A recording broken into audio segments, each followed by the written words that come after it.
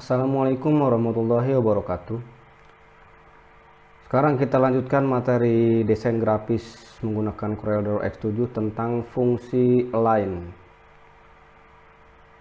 Fungsi align merupakan fungsi dari perataan. Kita sama-sama tahu di dalam mengetikkan sebuah teks ada namanya alignment, perataan. Seperti rata kiri, rata kanan, rata tengah, rata kanan kiri, dan lain sebagainya. Marilah kita bersama-sama menyepakati bahwa dalam sebuah objek itu dibagi dua berdasarkan bentuknya. Yang pertama adalah objek berbentuk gambar, dan yang kedua adalah objek berbentuk teks.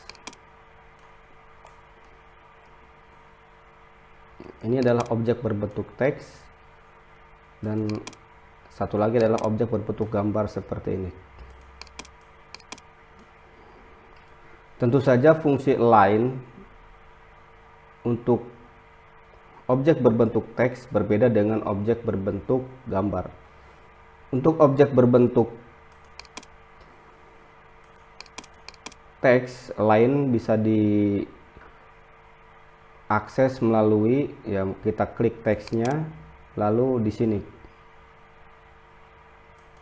ini ada left kiri, rata tengah, rata kanan kiri. Sedangkan untuk objek berbentuk gambar, align ini diakses di objek align and distribute. Nah, di sini ada align left, align right. Align left itu bisa diakses dengan setelah kita menyeleksi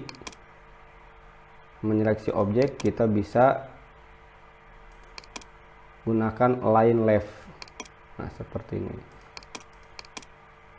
Jadi untuk objek ini kita coba ya menggunakan satu objek menggunakan align perataan. Kita cek bisa tidak. Nah, ternyata di sini tidak bisa. Align untuk objek, hanya kita menyeleksi satu objek, ini tidak berfungsi. Jadi fungsi align untuk objek berbentuk gambar ini adalah harus memiliki minimal dua objek. Jadi perataan atau align di sini adalah perataan dari objek pertama ke objek kedua, seperti atau sebaliknya. Misalkan seperti ini. Kita akan meratakan objek elips terhadap objek rectangle. Caranya adalah klik dulu objek elips, lalu kita tekan shift untuk objek rectangle seperti ini. Shift, klik di sini. Berarti kita tujuannya adalah untuk meratakan objek elips terhadap objek rectangle.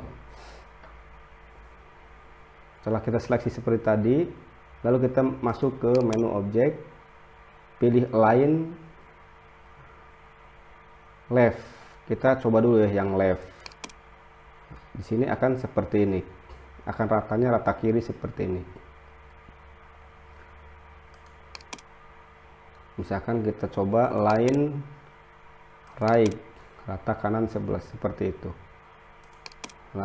Lalu line top akan rata atas, sama-sama di atas. Lalu line bottom ada di bawah seperti itu. Lalu kita coba saja ya untuk semua fungsinya. Line center horizontal, di tengah-tengah secara horizontal seperti ini. Jadi di tengah-tengah, cara horizontalnya di tengah-tengah. Selanjutnya line center vertikal. Nah, ini vertikal, dia di tengah-tengah seperti itu.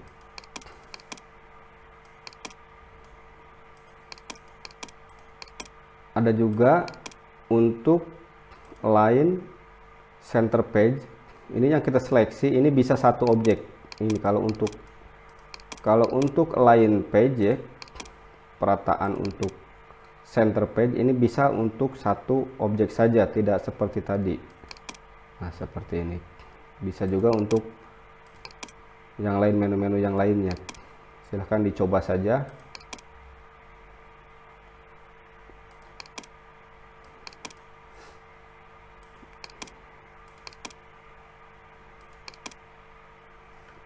Silahkan dicoba untuk menu-menu yang lainnya. Jika kita hanya memilih, ya saya ulangi ya, jika kita memilih hanya satu objek, maka ini tidak akan aktif. Jadi untuk line left sampai dengan line center vertically, ini hanya bisa aktif jika kita memilih dua objek.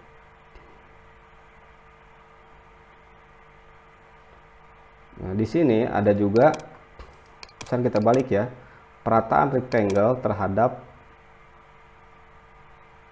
objek ellipse. Kita klik dulu rectangle, berarti kita akan meratakan objek rectangle terhadap objek ellipse. Shift ellipse. Oke, kita masuk ke objek line. Misalkan kita ini kan bisa dengan shortcut ya. Kita bisa menekan huruf E atau C atau B untuk line bottom, P untuk line top, R untuk line right, L untuk line left. Kita coba. Nah, jadi yang berubah, yang bergerak adalah yang kita klik pertama kali tadi.